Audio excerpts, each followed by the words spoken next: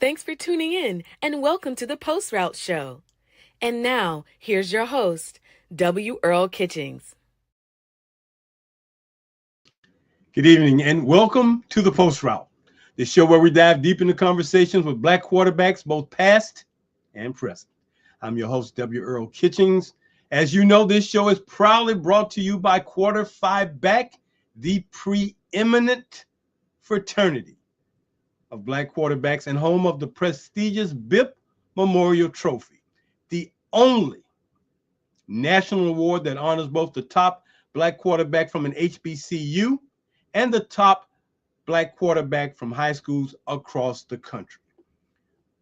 Thank you so very much for joining us for another edition of the Post Route. If you enjoy our content and you really want to support what we're doing, we ask you do a few things. Number one, you can hit the like button. You can subscribe to our channel. You can tap the notification bell so you don't miss an episode. You can go on Instagram and follow us on Instagram under quarter_5_back. And as always, please go to our website at quarter5back.com for more news and information. Click on our blog icon for our newsletters. Click on our store if you want to shop. Peruse our website and find out all that we are and all that we do here at Quarter Five Back. Join us live every Monday night at 7 p.m. Eastern Standard Time for more phenomenal conversations. My guest tonight, we are thrilled to have our guest coming all the way from California, Fresno to be exact. This young man is a very special talent, very special to us because he won our 2025 BIP Memorial Trophy. But before we get to him, we want to make sure that you are aware of something that we are doing right now, and it is called the I Am a Quarterback Initiative. We're wanting to change the narrative. And by doing that, this is what we are looking to do. We're starting a 5-point initiative related to the preparation and development of black quarterbacks with a goal of remaining focused on the position of being a quarterback only. So our 5 points, we start off number one with I am a quarterback, the belief. That's the poster that you see. We will then follow it up with our second point, foundation and focus. Third, leadership, being a commander. Fourth, academics and intellect. And then finally, the standard, the worth and value. Worth and value of being a quarterback. Those are the key fundamental things that we're directing our initiative to talk about. So when you hear us talking about our initiative of being I am a quarterback, just know that we want to make sure that the young men that come on our show, the young men that we engage in our process of joining our brotherhood and our fraternity, understand who we are, what we are, where they fit in, how we want them to progress and become part of the legacy of black quarterbacks since 1903. Now, coming to the stage tonight, our show guest, he won the 2025 BIP Memorial Trophy. His credits include leading the Central East Bengals to the CIF Division 1A State Championship with a 42-28 win over Pacifica as they finished their season with a 14-1 record. In that championship game, he passed for 285 yards and 2 touchdowns. All-state selection. He finished the season with 4,583 yards, 58 touchdowns, and currently in 3 years, he has thrown for 8,098 yards, 99 touchdowns, and has a quarterback rating of 123.8. Already going to be listed on our 2026 preseason national watch list for high school quarterbacks. Hey, let me tell you, he is a special guy, and we're glad to have him on. Please welcome our guest tonight, Mr. Jelani Dippel, Central East High School, Fresno, California. Good evening, Jelani. Welcome to the Post Route. Thank you for having me on. Good evening to you too. Hey, man, let's talk about that phenomenal 2025 season you had from start to finish. I mean, because that had to be quite an experience for you. I know the year before you guys had gotten into the playoffs, but to win it all, to get to the end, man, and be crowned kings, champions. What was that like for you this past season, going through 15 games? It was just like just putting in all the hard work, making sure we did the job right, making sure we were listening to our coaches, having the right game plan. And for you as a junior coming into your third season at Central East, did you feel any pressure from the year before to try to make another run for the state championship? Or you were just locked into knowing that you had a job to do? I was just locked in, knowing I had a job to finish from last year, knowing that we couldn't have that happen again. You know, Jelani, doing off seasons, man, after you have a run at a state championship, man, you have a lot of time to think about what you could have done better, what we should have done. But now that you've won the state championship, let's talk a little bit about what your mental focus is going forward for 2026 in preparing for the 2026 season. I'm making sure we try to do better, like try to do the same things we did last year, but with more effort and making sure we're pushing each other to the best we can. So now who pushes you? Because I know that you are the quarterback and you push everybody, but who pushes you? My coach, my weight room coach, and just myself, just trying to making sure I'm motivated to be able to do this every day. And I'm going to guess that you do have a quarterback trainer. Yes, sir. So when you are discussing things with him, and I think I mentioned this to you, I wanted to talk a little bit about some of the things that quarterbacks have to deal with. What are some of the things that he is always pouring into you, always re-emphasizing to you to help you become a better quarterback? Making sure my footwork's right. Make sure I can do my pocket movement and working on simple things that don't seem that big, but it can lead to disasters in the future. So in the 2025 season, how often would you say you really had to kind of, zero in on being real focused in a very tough ball game? How did you come through that, and what were some of those games that really tested you? Our first two games really tested me the most because we were playing some big time D1 school from Inglewood, and they make sure we was focused on that, and then we playing Grant, and we wasn't that focused at first, and we got focused, and we tried to come back, and it was just too far gone. But that was really a mental test game right there. Do you think the mental tests are another way of challenging you on the field week in and week out, how you prepare mentally to get ready for these games? Yeah, so I think it's a big part of being able to go to a game, make sure you have your mental right. So when you are preparing, do you listen to music? Do you just kind of get over to a place in where it's quiet so you can meditate maybe? What are some of the things, rituals that you go through in preparing for a football game? I really try to I zone in, I watch football. I watch Lamar Jackson, Caleb Williams, just go Marcus Mariota highlights before a game, and then just after that, I'll just listen to some music and then do my warm up and then just wait until it's game time. Now, are you listening to music while you're warming up, or are you just, taking in the game atmosphere without the music?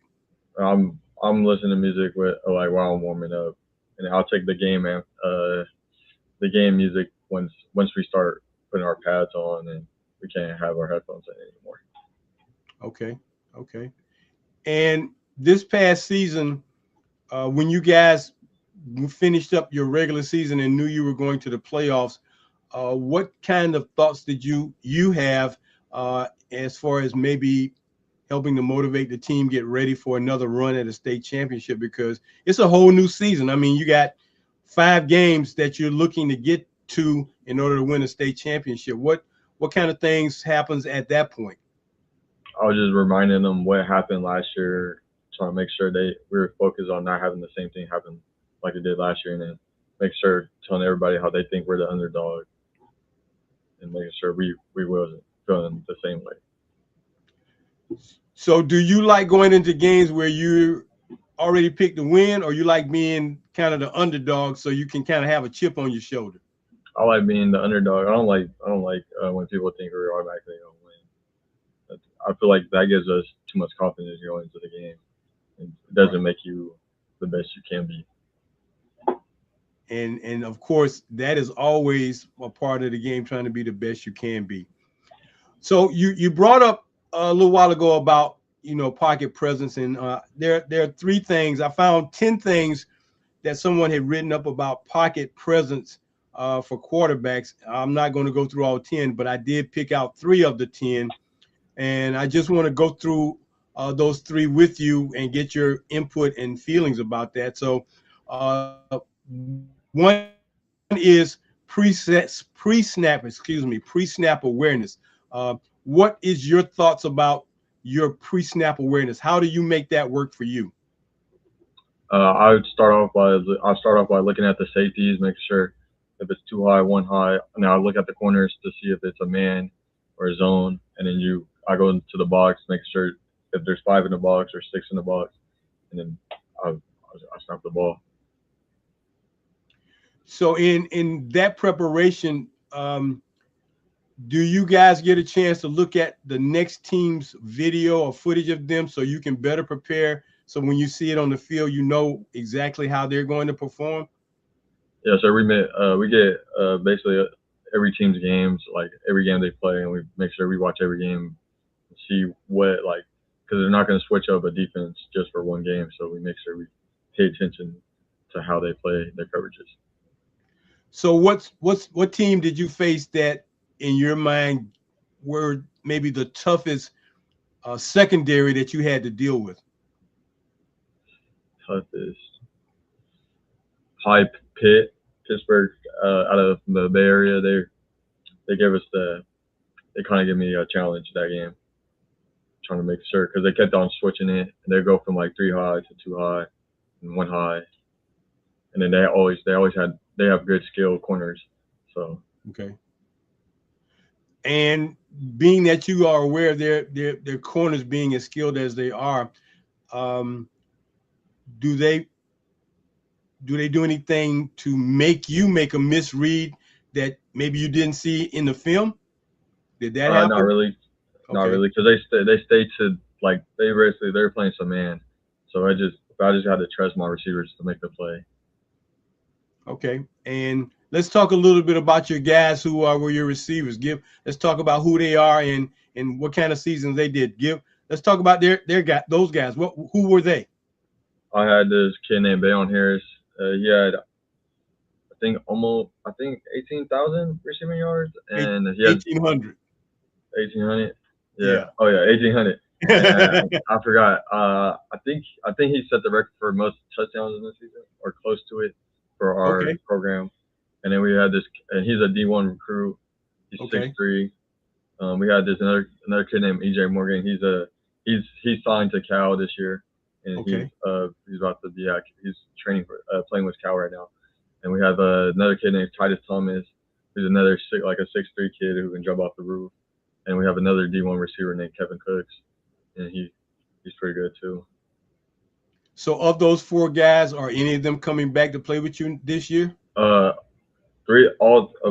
3 of them beside the Cal commit, and then the Cal signee, and then we have a new receiver that transferred in. That's another D1 recruit. So it sounds like, man, you got some pretty tall receivers that you can really let them go to work on some people. Yes, sir. Big time receivers over here. Okay. All right. The next point about pocket presence, anticipation of pressure. Anticipation of pressure.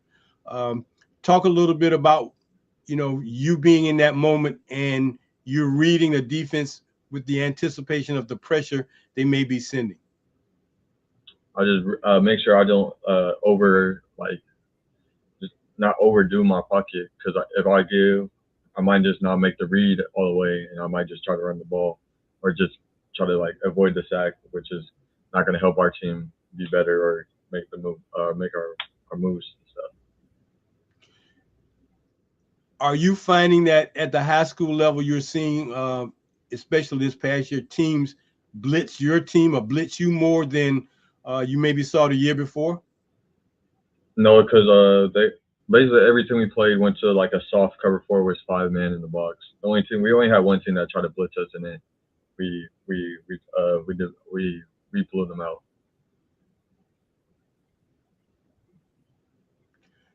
Okay. Do you think they have that much respect for you that they know not to put too much pressure on you because you can do some things? Yeah, I think they know because our receiver core is too good, and then our running back he's at Oregon right now, so they're stuck trying to choose between one, and it's basically they chose the soft coverage, so our running back had a pretty good year. Okay. Is Who's replacing the running back since he's gone from last year? Who's replacing him? We have our backup running back named Andrew. He had like 600 yards on the year, and then we have this new transfer running back that's a pretty good, strong kid that should be doing good over here. Okay. Is transferring from high school to high school pretty popular in California? And the down south is pretty popular. They steal kids from the north and then bring them down to the south to play some football. But it's pretty common in California. I got you. And then lastly, the last point in related to pocket presence is pocket manipulation. Manipulating the pocket. What are you doing to manipulate a pocket, and how are you, escaping if that be the case? What are you doing with the pocket? I'll do my pocket like movement where you can avoid sacks, and then also me being so skinny, I can fit through tight holes and be able to get going and step up in the pocket. So they can't really grab me like that. So. Do you think teams kind of sleep on you, man, because your size doesn't look like, it's like he's not that big, coach. We can do something with him. You think the size they sleep on your size and you have to show them? Yes, sir. I mean, we're all gonna get hit at the end of the day, so I don't see the big deal with it. Well, they like to see big quarterbacks, so when they see a small guy coming in, it's just a human assessment. He can't be that dangerous, coach. He can't have that big of an arm. That's the first thing. He can't. But I guess you proved a lot of folks wrong about that. Yes, sir. Okay. When we talk about quarterback strength, is it arm strength, more of the hips, combination of the two? What gives you that big arm that you have? What has been critical in your development? My critical was trying to work on my hips, and that really me be able to act ball better and far and more with more power. Well, I've seen some pros work on hips. I mean, I really didn't know that the hips were being as important as they are. But when I saw Dak Prescott in some pre-game drills and the movement he was making just to turn his hips, it looked like he was dancing, like he was doing a dance. But then you look at it, it's like he's doing something with his hips. And then in looking at some of the quarterback trainers that we've had on the show and looking at their footage, they really make it a big deal about being able to, put your hips into throwing passes.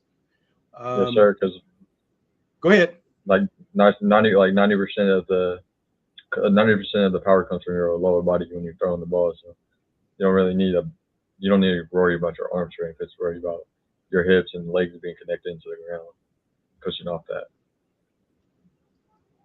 Now, is that more critical when you're trying to throw a deep pass or an out pass as opposed to a finesse pass? I think it's more for like deep passes. When you're trying to throw a finesse pass, you're basically sometimes you got to use your arm on a finesse pass, but you still have to get your hips in sync with you for the finesse to make sure it's a good throw. Okay.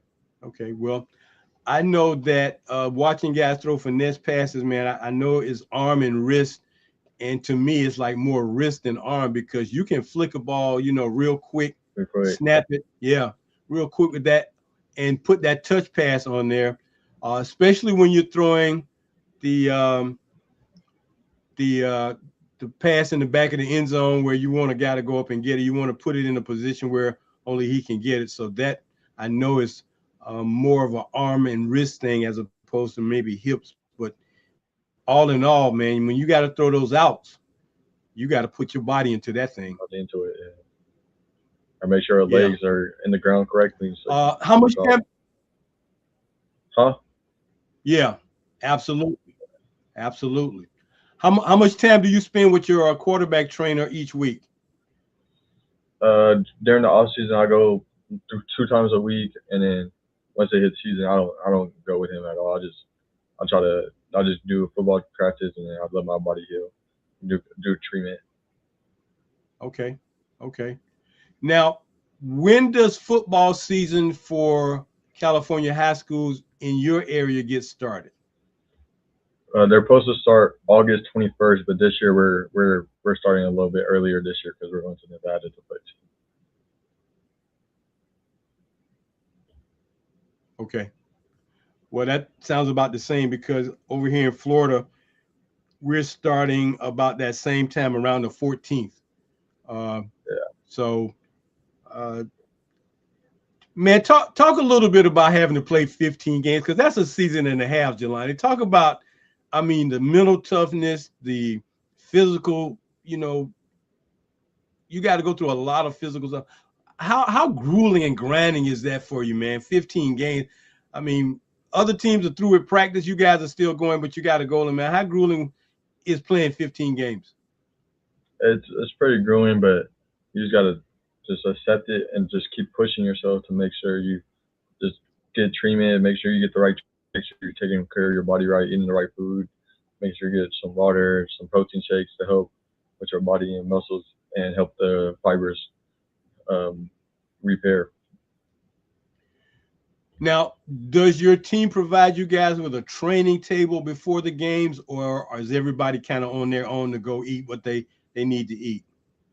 No, we get some they buy us like a lunch before the game, and then if you drive you can go get what you want. Okay. What have been some of the main meals that have been staples for you to keep you in good shape as far as nutrition goes? What have been some of your staples? I try to do like a healthy sandwich, trying to make sure I get like pickles on it and make sure I have stuff that is supposed to help me not cramp and stuff. Peanut butter and jelly sandwiches? Sometimes, but I really just go for like a pickled olives, bell peppers, and I put like Okay. pepperoni on it, and I'll just eat that. Okay. Okay. Now, one of the things that has been amazing to me, and it wasn't something that when I was coming up, but and I know we have the energy drinks like Gatorade and Powerade, but man, when guys cramp up, um, when I start seeing them drinking pickle juice, it just freaked me out. I was like, what the heck? I I like the taste of pickle juice, but some people don't, so they might go to the Gatorade and water to help them. Have you noticed guys drinking pickle juice when they cramp up and it kind of eases that cramping? Yeah, we had a bunch of kids who used to take like the shot. There's like shot glasses of pickle juice, and they would just Yeah. do that, and their body would stop cramping for like that period of time. Okay. Now I'm of course I'm not in California. In Florida, it's very humid. Is it drier or humid in California where you are? Where I'm at is very dry. It's like 100-degree weather with dry. So if it's like 80 degrees on game night, it might feel like it's 60, 65 or something. Yeah, it might feel like that. Or it just depends on how much the IP is here. Yeah. Okay. Okay. Well, you know, this game called football, man, has got so many nuances, and you know, to be able to watch a guy like yourself not only participate, but you know, you've been playing football since you were how old? About 8 or About 9, 8. about around that. Yeah, I think it was around that time. And the quarterback position has always been your spot. No, I used to play receiver. When I first started playing football, I was a receiver. That's Then I got to middle that's a school. position you've always played, quarterback. No, I went. I was a receiver Okay. when I first started, and in middle school I was You supposed to be didn't a you didn't receiver want to or you didn't quarterback. want to stay at you didn't want to stay at receiver? I got forced to be a quarterback because our quarterback got injured, and then I ended up having to just be because I was the best athlete, so they just put me there. Was the receiver position something you wanted to do, or you just like, I don't? Say that again. You like Yeah, I that? think we're having some technical issues. Keeps going in and out. The internet bugs are bothering us. When did you decide that you really wanted to focus in on just being a quarterback? Probably like after my 8th grade season, because I was thinking about going to safety, and then that's really when it clicked that I'm gonna have to be a quarterback. And from there on, I mean, because after 8th grade, I mean 9th grade, you what was it like making the varsity team in 9th grade? How did you feel about that? I felt pretty good. I was just the backup though, so it wasn't really too special. But you got to learn new things. Okay. And at any point in time, did you ever feel like you could do better than the guy who was already out there?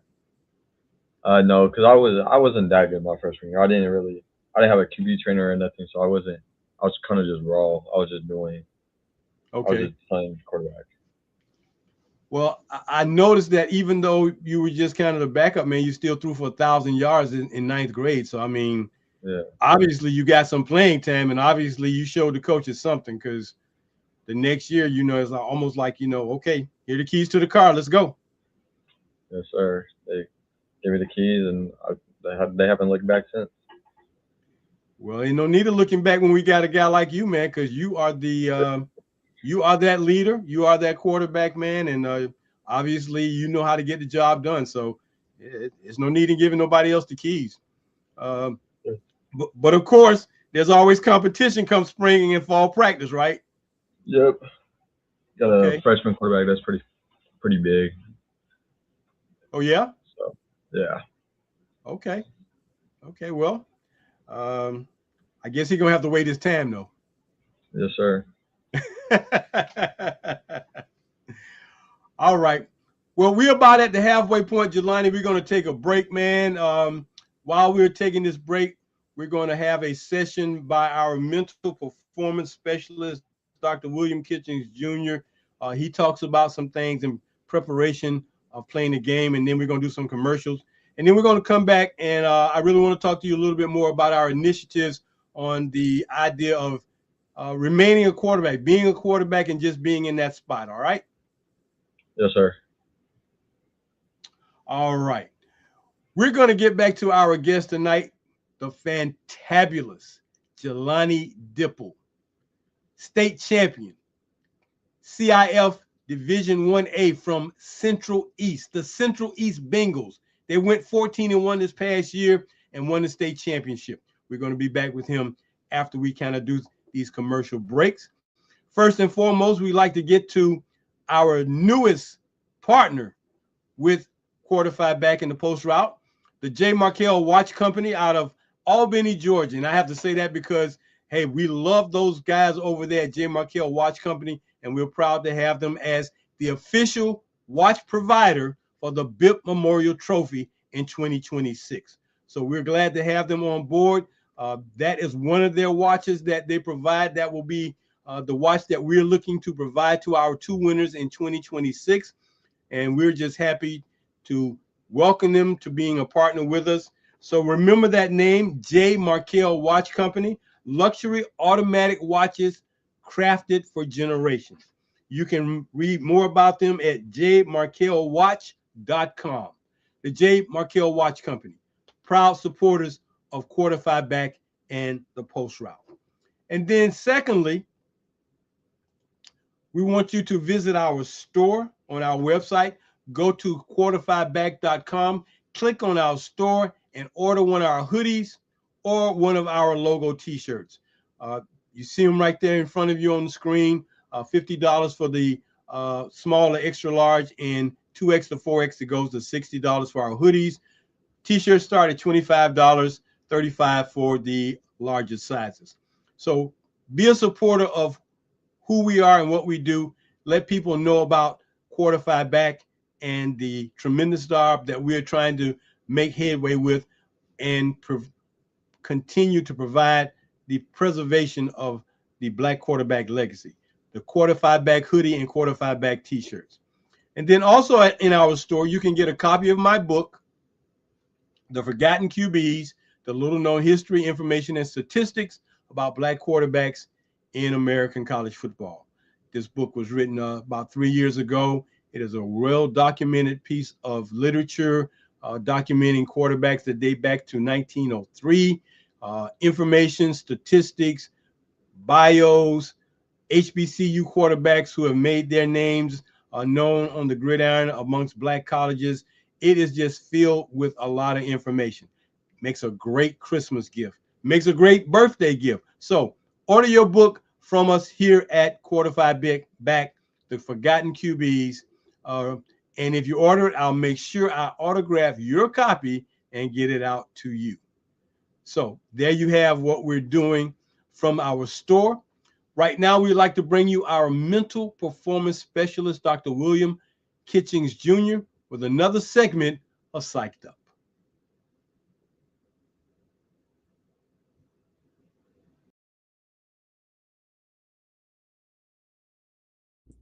The play breaks down. The crowd gets loud.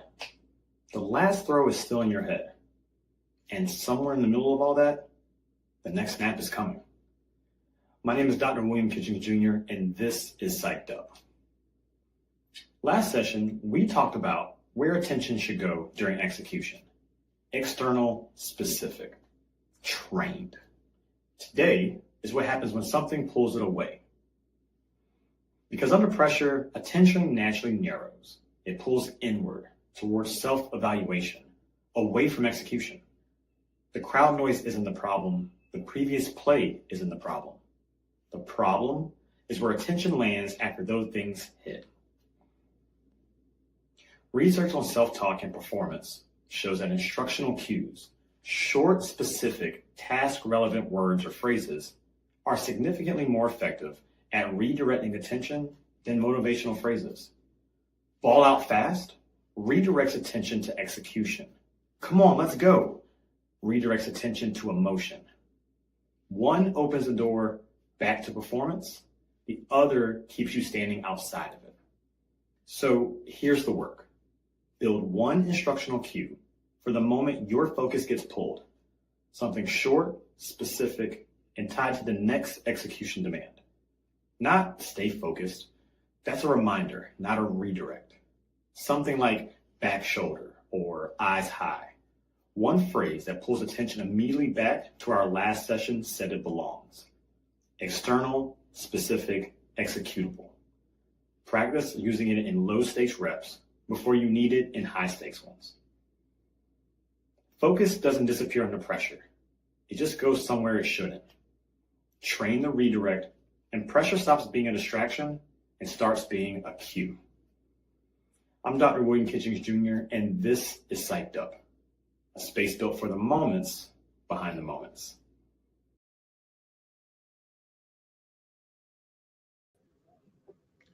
Once again, Dr. William Kitchings Jr. bringing you some fantastic information about mental performance. We're going to get back to our guest for tonight, the 2025 BIP Memorial Trophy winner from Central East High School in Fresno, California, Mr. Jelani Dippel. Jelani, welcome back to the Post Route. Yeah, well, welcome back. It's good. Feel good to be back on. Okay, so now Dr. Kitchings talks about one thing and wanted to share it with you. So when you throw a bad pass or when you have a breakdown, what do you do to refocus yourself to do better for the next play or the next group of plays? I try to just make a joke about it so I don't put too much pressure on myself and just try to get it off my mental. Okay, should I ask you what kind of jokes you make, man? Probably not. It's probably not inappropriate for this interview. Okay, not a problem. But if that's what you do and that gets you back into the focus of playing, that's great because we all need something to kind of, as they say, snap us back in. Before I get to our initiative that we started, we spoke briefly about the fact that the NCAA is now looking at implementing some new procedural guidelines for college athletes. You told me you were aware about it, but right now, the NCAA will be moving this forward that there will be no more red shirt seasons. That is going away. They say they're kind of tired of seeing guys with 6, 7, 8 years of playing in their mid-20s still playing college football. So they're going to go to 5 years and you're done no matter what happens. Once your clock starts ticking, 5 years. How do you feel about them making this procedural guideline change going forward, being that it will impact you going forward for playing over the next 5 years after your last year of high school? I mean, I think it screws over the JUCO kids, but I feel like it's a pretty good rule because there's 24-year-olds playing with 19, 20-year-olds, and their bodies are better developed than the 20-year-olds and 19-year-olds. I feel like the red shirts should be only for like injury or the JUCO kids. Well, they're saying it won't matter. You can get injured. You're going to get 5 years. We don't care. So make the best of it. One of the things that I like to think about is, okay, so you're 5 years, and like most athletes, they want to go into the professional level. But what is going to be that plan B? I mean, because, I think parents and a lot of people ask you about, well, what's your plan B? What's your plan B? And I'll just say this for me, getting your degree, for me, I think that is the first plan B all athletes should have when they're in college. What are your thoughts? I think that's the whole point of going to college, trying to get that degree. So if what doesn't work out, you have something to fall back on and make sure you get a good living. Well, exactly, because a degree, the way I look at it, a degree is like a key. It opens doors for opportunities for you to join the workforce, because when you're no longer playing football, basketball, baseball, track, tennis, lacrosse, whatever it is, you got to make a living for yourself. If you're not playing pro ball, you still got to make a living. So I look at it as being a key and preparing you for the workforce. What are some of the things you feel are important in making that happen as a student athlete so that you're in a good position when your time is over? I feel like it put me in a good position to deal with people like you. You might not like them, but you have to deal with them because you have to see them every day. You go work with them. You also have the mental of I have to get up and go do this because if I don't, I lose my job. And it's kind of just football kind of represents what happens in your life. Well, Jelani, one of the things that happens, and I don't think a lot of people look at it from this perspective, but let's just say you wanted to go into an engineering field. And a lot of people feel like, well, if I got to work, I should get paid.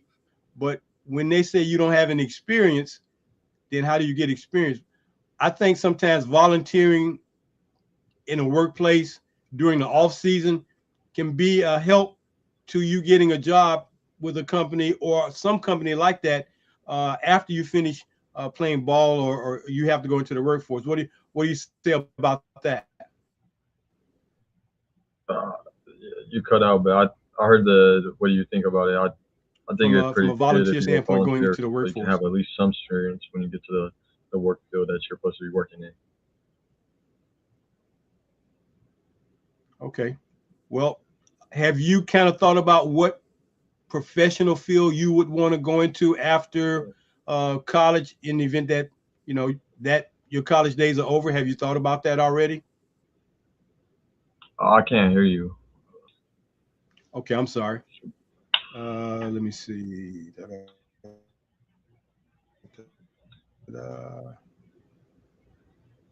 Okay, I'm not sure if that's on my end or your end.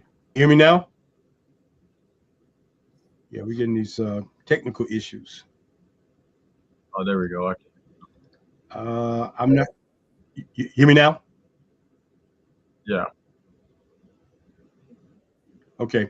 What I was saying is, volunteering at a company. But what are your aspirations after you finish college? What do you want to go into as far as perhaps a career when you're done? I'll probably do business management and probably just be an accountant because I like doing math and I feel like it'll be kind of be something I would like to do. So more than likely, your major will be business and or accounting. Yeah. Okay. Well, you can't go wrong with either one of those because those are always going to be things that people need other people to help them with their accounting and or their business. So uh, any reason why you selecting that particular field to go into?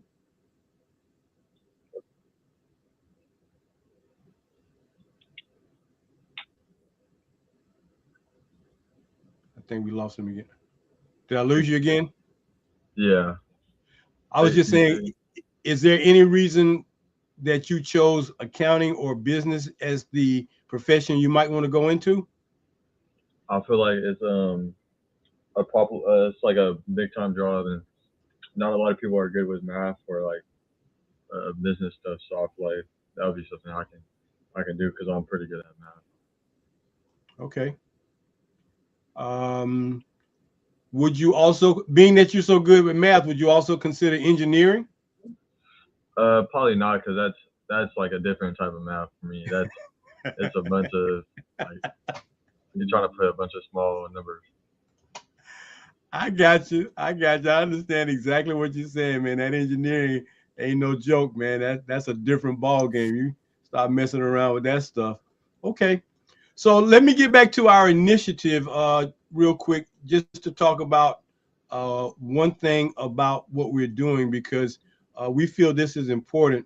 And the first initiative, our first point in our initiative, as it relates to what we're doing, is believing in a quarterback, believing in your position, staying true to that position.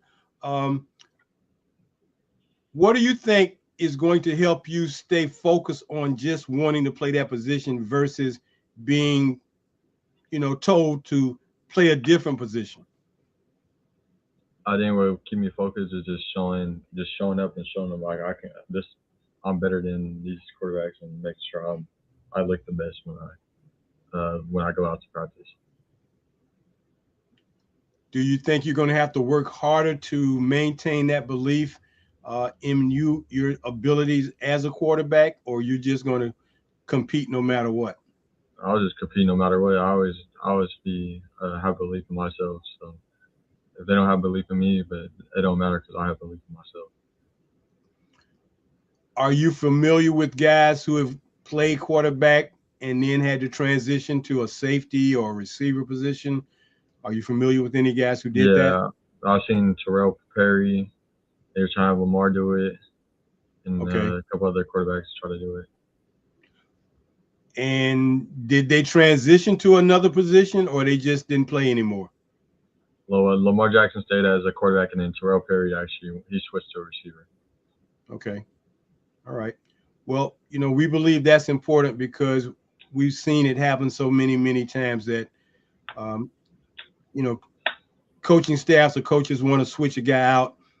And right now, I'm talking from the standpoint when a coach starts calling you an athlete, if you're a quarterback and the coach starts saying, well, you're a great athlete, you could help our program, and he using that word athlete more than one or two times, they may be wanting to switch you out. And I just don't think that's fair, because if you've never played a position before, learning a new position, especially on the defensive side, just isn't fair. I mean, you're not equipped to go tackle guys. You've been throwing the football. So Sure.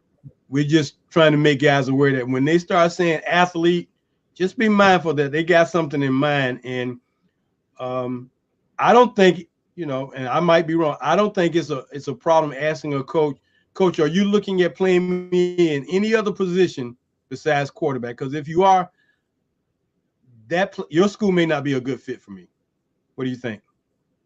I think that's a good question to ask. Just trying to have the school be upfront with you so you don't commit, and they're trying to change the position when you get there. Okay. All right. Well, we're on the same page, my man. We're on the same page because, these coaches, you never know. And all schools are not a good fit for all athletes. So you have to be mindful of that too. So very good. Well, we're going to keep an eye on you, man. I can't wait for the 2026 season to start, man, to put out this watch list again and keep up with you for the upcoming season to see how things are going. So, yeah. Did your dad get home yet? Yeah. Tell him he got to come on the screen, man. He got to come in. Mom and dad. I know. I got to talk to them because, man, they're a big part of this whole thing. So, Mr. and Mrs. Dippel, I'm calling you out.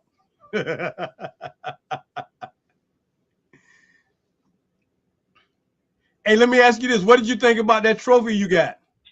It looked pretty cool. Yeah. Look, kind of big trophy. You have to take off the headphones. Hey, well, I just want you to know, man, because when we send that thing out, we want folks to know that's not glass and that ain't acrylic. That's some that's some real crystal. So, Mr. Dippel. How you doing? I'm doing great, sir. How are you? I'm doing good. I'm glad you could get here at the end of the show, man, and join us. Ms. Dippel has been a wonderful host, man, but I just always like bringing the parents in to talk, man, because they are so critical to our pro. Oh, look at you. You're going to bring the trophy. You're going to bring the trophy. Man. When you got that, what did you think when you saw that? I couldn't believe how heavy it was. It's heavy. Is that right? It's solid. It is. It is solid. Thank it you. is solid. Very Man, nice. he earned it. I mean, so we're Definitely proud of that award, and we're just happy that we're able to make that happen because we are just ecstatic about awarding our honorees that award. So we look forward to it. We got a chance to talk to him tonight. Always like to talk to the parents to kind of get their feeling about who we are and what we're doing, but just to get their input on what's going on from a perspective as a parent with a young man like your son. Just as a parent, I'm very proud of him. He has worked very hard these last few years to get to where he is and everything else. And I try to support him in any way, shape, and form that I can. So just being that parent to support him is my perspective on him. And then you? You going to say something? Oh, no, I just, when you're behind the scenes, you get to see all the hard work and all the practices and all the times that he's gotten together with receivers on the weekend and run routes. And, he kind of fell into this, Yeah. He kind of got forced. He kind of got not forced, but like he as a sophomore, he ended up being the only quarterback on the team. So it was kind of like, hey, you better get better because this is a talented group of kids, and he stepped up, and I think he proved a lot of people wrong. So very proud of him. Okay. Well, you should be. I mean, as parents, you should be. Now, between the two of you, who's the biggest cheerleader at the football games? Me. Right here, she is. I am. And he knows it. He will ignore he knows it. it. He knows it because I'll yell. I have my bells. I have everything to. We scream, and it's not just me. It's our family, my family, and everything else. She ruins a lot of videos just by screaming next to me when I'm trying to record. So I'm guilty of it. Yes. So Miss Dippel, do you think he hears you when you out there screaming at him like that? Oh, I'm sure he does, but he's learned to tune us out. I don't He has played sports all his life, so I'm pretty sure he's learned to tune me out and everything. But I've been told I have a very strong voice and I can be heard from a lengthy way. So I'm sure he does, but like I said, I'm sure he's also tuning me out. Well, don't stop cheering and don't stop being loud. So, let him tune you out. Don't stop. Yes, stop. No, exactly. Now, one of my favorite questions when I got the parents, especially the mom, I like to find out, about that food situation, that menu, what's on the menu at the house, who's doing the cooking and what's on the menu and what the desserts are, because I know refrigerators take a beating during football season because it's always like, Mom, Dad, we ain't got nothing to eat. We ain't got nothing to eat. I'm hungry. We definitely take a hit in our refrigerator. And it's not just my son, because I feed multiple boys that come over to our house and everything else. Menu can be anywhere from tri-tip steaks, chicken, don't really do beans, but like rice, bread, pastas, fish, and salmon, shrimp. I mean, I guess it just depends on the mood that I'm in. Oh, tacos is his favorite, one of his favorites. Is that right? I do I do the fried tacos, but he also likes the street tacos where they're soft and everything. But those are definitely some of his best. The tacos are one of his favorites. As far as dessert, he's an ice cream. He likes his ice cream sometimes. Okay. His new one is the golden Oreos right now. So he loves the golden Oreos. Yeah, I found them in the store. I got them. I don't know where he found them, but he asked me to buy them, and that is his new kick right now is golden Oreos. So they're just Oreo cookies with vanilla crackers instead. Oh, okay. I got you. Yes. They call those the golden. Okay. They're not golden, the chocolate. So. Yeah, they're kind of like the vanilla cookie with the icing as opposed to the chocolate. Correct. Okay. Oh, yes. Okay. Now, does he get them and crush them all up and put them in ice cream? No, actually, he doesn't. But the one thing that does hit my refrigerator a lot is his milk intake. He is a milk drinker. He drinks milk like it's water.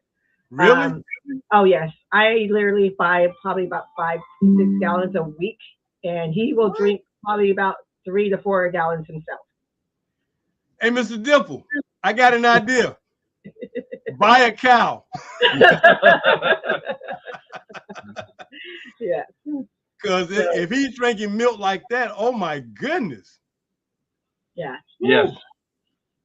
I mean, you're going to the grocery store quite a bit, Ms. Dippel. If you're buying milk like that, it's like, dude. Well, no, I bought a refrigerator and we put in the back porch, so that's where we store all the excess milk and whatnot. So we had to buy a second refrigerator. Okay. We had to buy a second refrigerator. I love it. I love it. Now, Mr. Dippel, what's your favorite dessert? Probably coffee ice cream. Coffee ice cream. And Ms. Dippel, you got a favorite dessert? Ugh. Used to be lemon meringue. Okay. My go-to now is more. Yeah. Depends on my mood, really. Pralines and cream ice cream, the Ice Baskin cream. Robbins. Yep, I Okay. usually like that one. That's been my go-to right now. Yeah, Or y'all a big ice cream family. yeah, or my other one Yeah. is pineapple coconut ice cream. That's my other go-to right now. Those Okay, are I'm my not two. familiar with that. Okay. Oh, it's a It, Haagen-Dazs. It's a Haagen-Dazs brand. Haagen-Dazs. Okay. Yes, We got any pineapple. cheesecake lovers in the family? I do eat cheesecake from here time to time, time to time. Okay. But I I'm just not as big on it as I used to be. I met a young lady this past weekend who has a bakery. She makes a mango key lime cheesecake. Oh wow, interesting. So I'm like, okay, I got to put in my order because I love some key lime cheesecakes. Very interesting. Okay. So when you found out about quarterback back following Jelani last year, what did you guys think as a parent when we came on the scene and letting you know that we following him on our watch list? What did you think? I was just surprised because you guys are based out of Florida. I was like, how do they find a kid that's from Fresno, California? Like it's we're on the other side of the country, and I was just shocked and was amazed. So Honestly, was that? yeah, So was I didn't know but about it. I didn't know anything about it. To my husband's more the social media personnel. He's the one that starts seeing things pop up on things. I think he even has a Google yeah, alert for him. And so he was the one that right. started showing me that you guys were following and everything else, which I thought was pretty cool because, like you said, you guys are across the country and to be recognized nationally like this, that's very, very, very high honor. Well, we're fortunate that there's an organization called Max Preps because Max Preps does all the work. We just follow them. Yes. So that Correct. made it easy for us. But when we take out the guys who we have a fetish for and put our own watch list together and was able to put it out to schools and coaches and teams like your son is on and getting the feedback that we got, we knew that we were on to something. So we were very excited about last year and looking forward to this year. Yes. Oh yeah. We are too. We are very excited. Senior year is going to be a good one. I have a feeling. I know it will. Yes. Well, I'm glad you are both here with him right now because we get to my favorite part of the show where we talk about the brotherhood. And although he won our award and we're very excited about him being a BIP Memorial Trophy winner, tonight we like to welcome him into our brotherhood of Black quarterbacks because he will now join our fraternity for life. So this is an image of what we like to say is our fraternity. But then by you being on our show tonight, Jelani Dippel, we like to give you your lifetime membership to Quarterback Back, the organization of fraternity of Black quarterbacks that you now are a lifetime member. That is your lifetime membership certificate. We will email that to you, but we'd always like to say welcome to the brotherhood. Thank you. Thank you.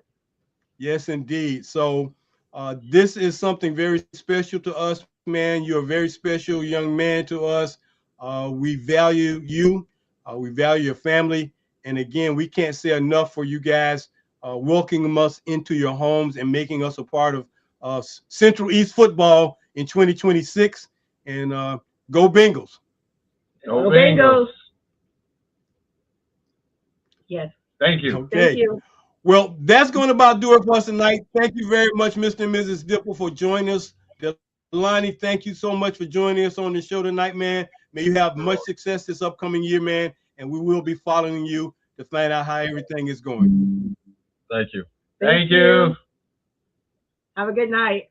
All right. Thank you. Take care, everybody. Talk to you soon. All right. Well, another brother in the brotherhood. We'd like to thank our team of workers. My producer, Miss Ronline Kennedy, always on her job, always on point. Our social media director for all the hard work he puts in every week, Mr. C.D. Lazier. Our mental performance specialist, Dr. William Kitchings Jr. Thank you all for making this show and our efforts at Quarterback Back successful. So until next Monday night, as we always say, go deep, go for the bomb. We'll talk to you next Monday night. Take care, everybody.